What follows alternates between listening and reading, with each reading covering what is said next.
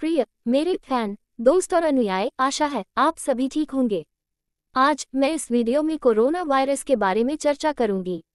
मेरा नाम आयुषी है। आइए शुरू करते हैं। कोरोना वायरस विश्व महामारी 2019-20 की शुरुआत एक नए किस्म के कोरोना वायरस 2019 एनकॉव के संक्रमण के रूप में मध्य चीन के वुहान शहर में 2019 के मध्य दिसंबर में हुई। बहुत से लोगों को बिना किसी कारण निमोनिया होने लगा और ये देखा गया कि पीड़ित लोगों में से अधिकतर लोग वुहान सी फूड मार्केट में मछलियां बेचते हैं तथा जीवित पशुओं का भी व्यापार करते हैं। चीनी वैज्ञानिकों ने बाद में कोरोना वायरस की एक नई नस्ल की पहचान की जिसे 2019 एनकॉव प्रारंभिक पदनाम दिया गया। इस नए वायरस में कम से कम 70% वही जीनोम अनुक्रम पाए गए जो सार्स कोरोना वायरस में पाए जाते हैं। संक्रमण का पता लगाने के लिए एक विशिष्ट नैदानिक पीसीआर परीक्षण के विकास के साथ कई मामलों की पुष्टि उन लोगों में हुई जो सीधे बाजार से जुड़े हुए थे और उन लोगों में भी इस वायरस का पता लगा जो सीधे उस मार्केट से नहीं जुड़े हुए थे। पहले ये स्पष्ट नहीं था कि यह वायरस सार्स जितनी ही गंभीरता या घातकता का है अथवा नहीं। 20 जनवरी 2020 को चीनी प्रीमियर लीग के कियांग ने नोवेल कोरोना वायरस के कारण फैलने वाली निमोनिया महामारी को रोकने और नियंत्रित करने के लिए निर्णायक और प्रभावी प्रयास करने का आग्रह किया। 14 मार्च 2020 तक दुनिया में इससे 5,800 मौतें हो चुकी हैं। इस वायरस के पूरे चीन में और मानव से मानव संचरण के प्रमाण हैं। 9 फरवरी तक व्यापक परीक्षण में 88,000 से अधिक पुष्ट मामलों का खुलासा हुआ था, जिनमें से कुछ स्वास्थ्यकर्मी भी हैं। 20 मार्च 2020 तक थाईलैंड, दक्षिण Korea, Japan, Taiwan, Macao, Hong Kong, संयुक्त राज्य America, Singapore, Vietnam, Bharat, Iran, Iraq, Italy, Qatar, Dubai, Kuwait और अन्य 160 देशों में पुष्टि के मामले सामने आए हैं।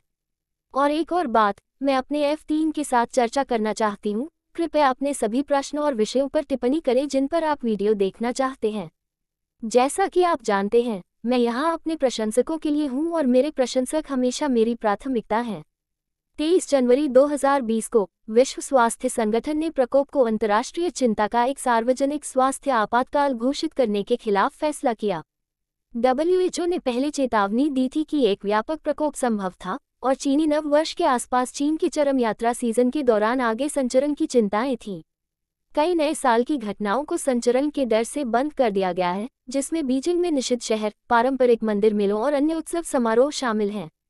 रोग की घटनाओं में अचानक वृद्धि ने इसके उद्गम, वन्यजीव व्यापार, वायरस के प्रसार और नुकसान पहुंचाने की क्षमता के बारे में अनिश्चितताओं से संबंधित प्रश्न उठाए हैं। क्या ये वायरस पहले से अधिक समय से घूम रहा है और इसकी संभावना प्रकोप एक सुपर स्प्रेडर घटना है? पहले संदिग्ध मामलों को 31 दिसंबर 2019 को सूचित किया गया था। रोगसूचक बीमारी के पहले उदाहरणों के साथ 8 दिसंबर 2019 को केवल 3 सप्ताह पहले दिखाई दिया था। 1 जनवरी 2020 को बाजार बंद कर दिया गया था और जिन लोगों में कोरोना वायरस संक्रमण के संकेत और लक्षण दिखाई दिए उन्हें अलग कर दिया गया थे। संभावित रूप से संक्रमित व्यक्तियों के साथ संपर्क में आने वाले 400 से अधिक स्वास्थ्य कर्मचारियों सहित 700 से अधिक लोगों की शुरुआत में निगरानी की गई थी। संक्रमण का पता लगाने के लिए एक विशिष्ट नैदानिक पीसीआर परीक्षण के विकास के बाद मूल वुहान संकुल में 41 लोगों में बाद में 2019 एनकॉव की उपस्थिति की पुष्टि की गई, जिनमें से 2 को बाद में एक विवाहित जोड़े होने की सूचना दी गई थी, जिनमें से एक बाजार में मौजूद नहीं था और एक अन्य 3 जो एक ही परिवार के सदस्य थे, जो बाजार के समुद्री खाने की दुकानों पर काम करते थे। कोरोना वायरस संक्रमण से पहली पुष्टि की गई मौत 9 जनवरी 2020 को हुई। 23 जनवरी 2020 को वुहान को अलग रखा गया था, जिसमें वुहान के अंदर और बाहर सभी सार्वजनिक परिवहन को निलंबित कर दिया गया था। 24 जनवरी से आसपास के शहर हुआंगगांग, इझो, चबी, जिंगझो और झीजियान को भी अलग में रखा गया था। 30 जनवरी 2020 को विश्व स्वास्थ्य संगठन द्वारा कोरोना वायरस के प्रसार को अंतर्राष्ट्रीय चिंता का सार्वजनिक स्वास्थ्य आपातकाल घोषित किया गया। इस प्रकार का आपातकाल WHO द्वारा 2009 के H1N1 के बाद छठा आपातकाल है। विश्व स्वास्थ्य संगठन ने मंगलवार को कोरोना वायरस की महामारी को नया नाम कोविड-19 COVID-1248019 दिया। कोविड-19 से अब तक दुनिया में लगभग 16.4 करोड़ लोग संक्रमित हो चुके हैं, जबकि लगभग 50,34,000 लोगों की मौत हो चुकी है। पीड़ित व्यक्ति के कोई संकेत और लक्षण नहीं भी हो सकते हैं, हालांकि लक्षण प्रकट करने वाले लोगों में बुखार, खांसी, सांस की तकलीफ और दस्त हो सकते हैं और मामूली से बहुत गंभीर हो सकते हैं। 3 फरवरी 2019 तक गंभीर मामलों की संख्या 17,393 में से 2,298 है, जिसमें 488 स्वस्थ हुए हैं। गंभीर संक्रमण के मामलों के परिणामस्वरूप निमोनिया, गुर्दे की विफलता और मृत्यु हो सकती है।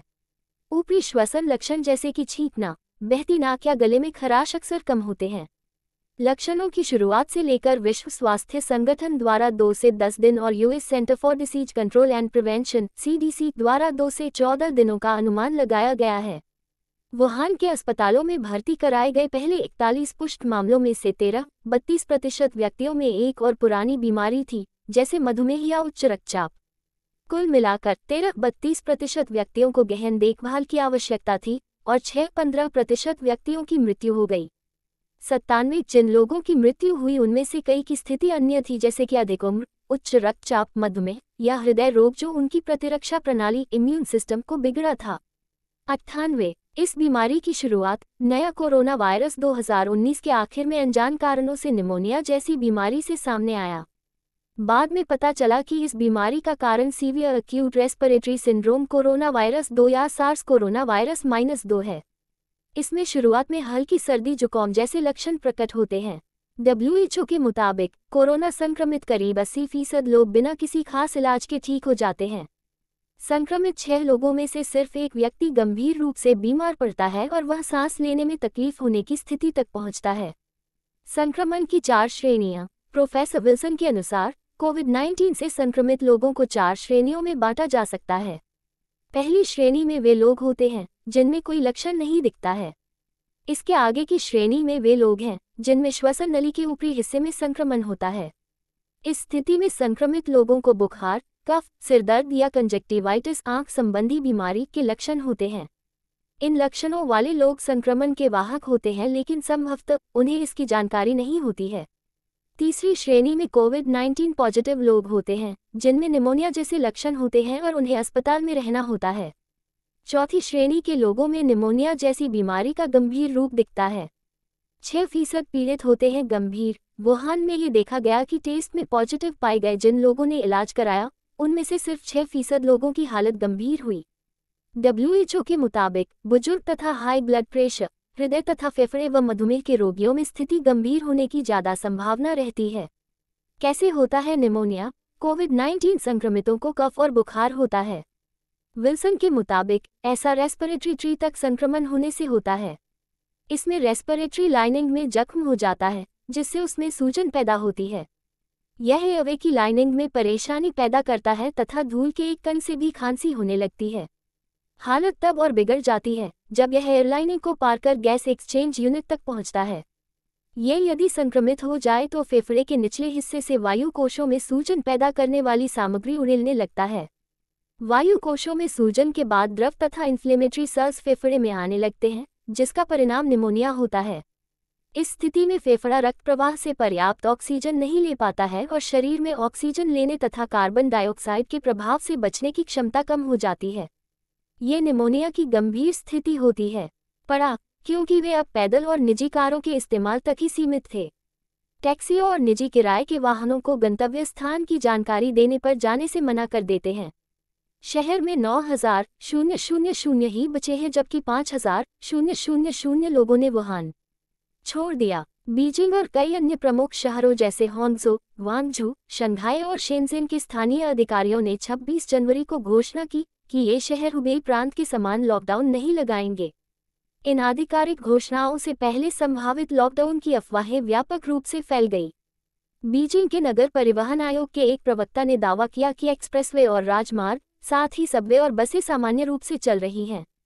निवासियों की दहशत को कम करने के लिए होंगझो शहर के प्रशासन ने जोर देकर कहा कि शहर को बाहरी दुनिया से बंद नहीं किया जाएगा, और दोनों शहरों ने कहा कि वे संभावित जोखिमों के खिलाफ सावधानी बरतेंगे। 2 फरवरी 2020 को झेजियांग प्रांत के वांजाओ शहर ने चाओवन राजमार्ग चेकपॉइंट में से 46 को बंद करते हुए आंशिक लॉकडाउन लागू किया। 4 फरवरी 2020 को झेजियांग प्रांत के 2 और शहरों ने निवासियों के आवागमन को प्रतिबंधित कर दिया। शहर के अधिकारियों ने कहा कि टेजू शहर, 3 होंगझो जिले और निंगबो में हर 2 दिन में एक परिवार से एक व्यक्ति को घर से बाहर जाने की अनुमति दी। नए प्रतिबंधों से 12 मिलियन से अधिक लोग प्रभावित हुए हैं। 6 फरवरी 2020 तक कुल 4 झेजियांग शहर क्वांजाओ, होंगजो, निंगबो और टेजू पासपोर्ट प्रणाली के तहत चल रहे थे। इसके तहत प्रति परिवार केवल एक व्यक्ति को हर 2 दिन में अपना घर छोड़ने की अनुमति होती है। ये प्रतिबंध 30 मिलियन से अधिक लोगों को प्रभावित करेंगे। मुख्य भूमि चीन के बाहर कुछ क्रूज जहाज़ों के यात्रियों में 2019 एनकॉव के लक्षण या सकारात्मक परीक्षण के बाद पूरे क्रूज को क्वारंटाइन कर दिया गया है। 30 जनवरी को इटली के सिविटवेचिया में कोस्टा स्मेरल्डा को क्वारंटाइन किया गया था, जब यात्रियों में फ्लू जैसे लक्षण विकसित होने लगे। बाद में वायरस के परीक्षण के नकारात्मक होने पर क्वारंटाइन को हटा दिया गया था। भारत उत्तर प्रदेश सरकार ने कोरोना वायरस की समस्या से बचाव के लिए आम जनता तक आवश्यक सामग्री पहुंचाने के उद्देश्य से टीम 11 का गठन किया। असम में स्टेडियम में आइसोलेशन सेंटर बनाने की पहल की गई। ओडिशा के Kalinga institute of medical sciences ने राज्य सरकार के साथ मिलकर एक करार किया है, जिसके तहत राज्य में इस महामारी से जूझ रहे लोगों के लिए 1000 बिस्तरों वाला बड़ा अस्पताल तैयार किया जाएगा। ये अपनी तरह का इतना बड़ा पहला अस्पताल होगा जिसमें सिर्फ कोरोना के मरीजों का इलाज किया जाएगा। कोरोना वायरस के लक्षण। नए कोरोना वायरस संक्रमण वाले लोगों में जोखिम के बाद लक्षण और लक्षण 2-14 हो सकते हैं। खांसी, सांस की तकलीफ या सांस लेने में कठिनाई। नए कोरोना वायरस संक्रमण के लक्षणों की गंभीरता व्यक्ति से दूसरे व्यक्ति में भिन्न होती है। कुछ हल्के होते हैं, कुछ गंभीर होते हैं और यहाँ तक कि मृत्यु भी हो सकती है। इस बीमारी को गहराई से समझा जा सकता है, लेकिन गंभीर रूप से बीमार रोगी बुजुर्ग हैं या अन्य गंभीर बीमारियों से पीड़ित हैं। ये स्थिति इन्फ्लुएंजा जैसी अन्य सांस की बीमारियों के गंभीर रूप से बीमार रोगियों के समान है। बस यही सब मेरी ओर से। मुझे आशा है कि मेरा वीडियो प्रभावशाली, विवरणात्मक और सूचनात्मक है। अगर आपको अन्य संबंधित विषयों के बारे में और जानना है तो आप टिप्पणी कर सकते हैं। मैं हमेशा वहां होऊंगी, क्योंकि मेरे प्रशंसक हमेशा मेरी प्राथमिकता में होते हैं। आखिर में, अंत में, मैं कहना चाहूंगी, यदि आपको यह चैनल पसंद है तो लाइक बटन दबाएं, या यदि आप इसे वाकई में पसंद करते हैं कृपया इस चैनल को सब्सक्राइब करें और घंटी आइकन को सक्रिय करें ताकि सूचनाएं आएं। धन्यवाद और आपको शानदार समय हो।